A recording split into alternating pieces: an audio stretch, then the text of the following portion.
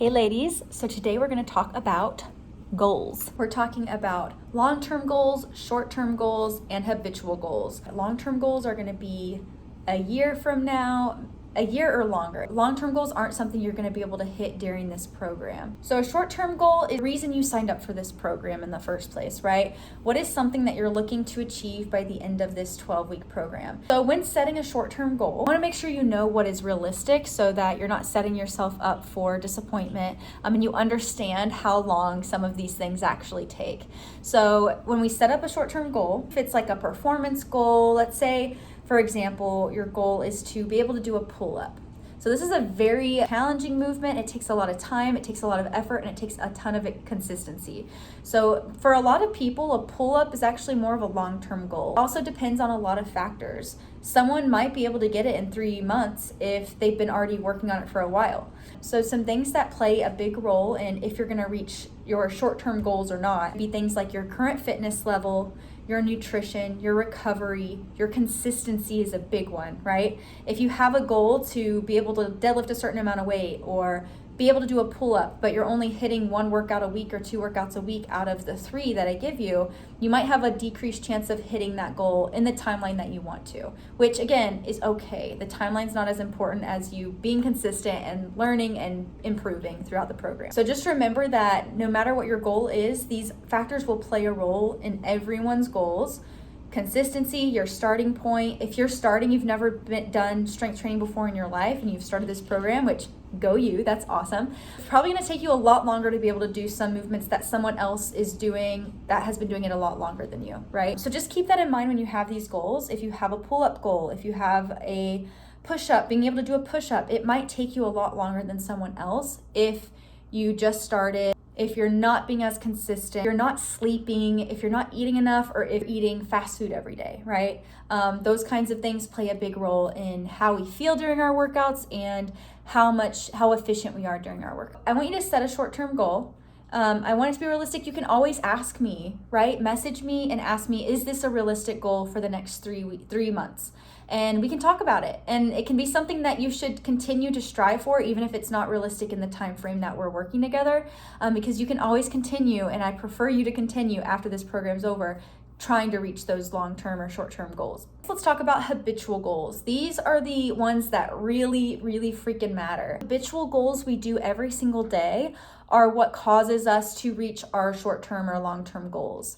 So if we don't have a good system in place, a routine in place, we're not doing the little actions every day that lead up to the big results, we're gonna stay in the same place the whole time, and then 3 months goes by and we're still where we started, right? So it's not about that, what we have in mind 3 months from now, or it's not about setting realistic goals and keeping our eye on the prize. It's about the little things we do every single day. More importantly than setting that 3-month or that short-term goal, I want you to find a habitual goal that you're gonna work on for the next 1 to 2 weeks, okay? Now I know I asked the other day in Trainer Eyes, I sent you a message and I asked you for what are you working on next week. I'm gonna be doing this every week, guys. This is how you set intentions every single week to what's the bar you're setting for yourself and how are you gonna make it happen? So what's your goal for the next week and how are you gonna make it happen?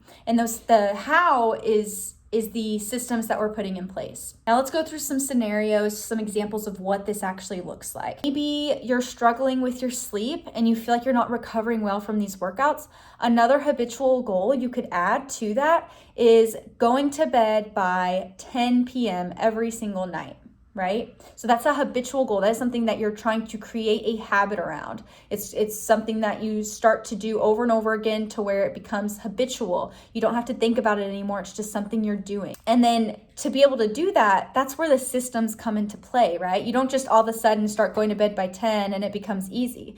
You have to create an environment that's gonna support that goal. Maybe it's spending 30 minutes every night right before bed, getting in that Zen state. Maybe you light a candle and you read for a few minutes, 15 minutes or so. Maybe you clean your room and create a nice clean environment so that you go to sleep a little bit easier. Maybe you take away all your screens 40 minutes before bed so that you sleep better at night. So these little actions are things that we can continue stacking on throughout the entire 12 weeks. So as things get easier, you get to stack on top of that. What we want to do is address the barrier to entry. What's the main reason that's getting in the way of you reaching this habitual goal every day?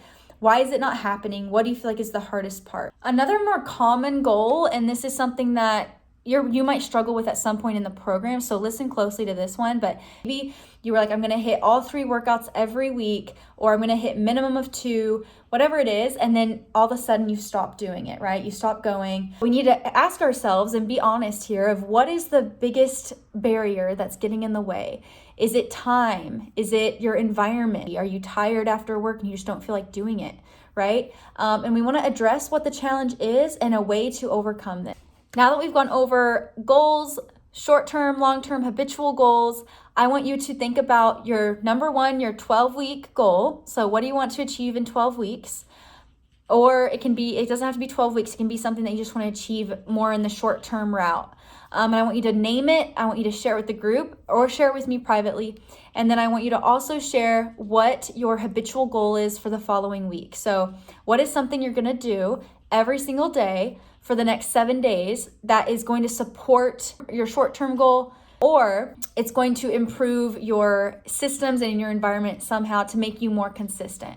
So maybe it's just a habitual goal that's going to make you more consistent and ensure that you're getting what needs to be done.